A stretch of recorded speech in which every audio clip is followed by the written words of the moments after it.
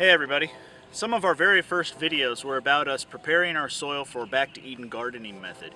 And we had such a great success with that we're going to do that for a part of our garden again this year.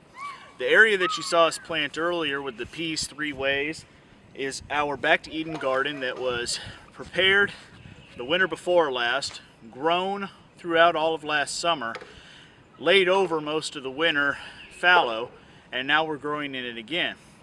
This area over here is undisturbed grass that is just the way that this was 2 years ago.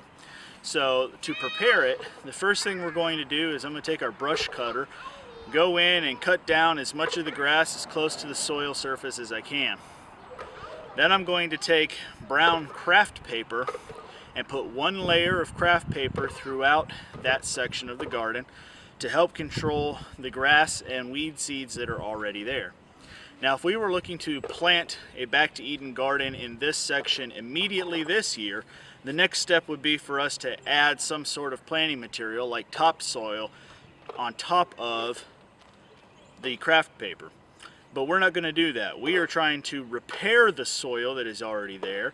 So we're simply going to cover the craft paper in our own produced mulch. This is mulch that is off of our property, consists of several different varieties of soft and hard woods, some that were fresh cut green and some that were starting to go rotten on the forest floor.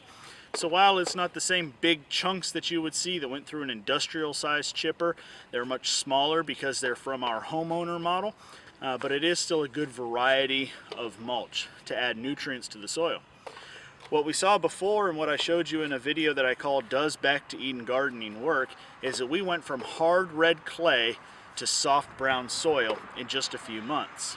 And I proved this recently when I went to put in this bird feeder. I tried to put it at the corner of our garden, which is a new undisturbed area, and I could not get it to go down.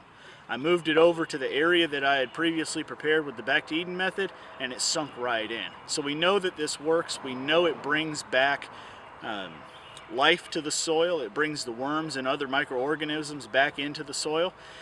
This year, it's just going to lay over. We're going to let it repair the soil, and we're going to use it as an area to place our containers inside of this fence away from our free-range rabbits.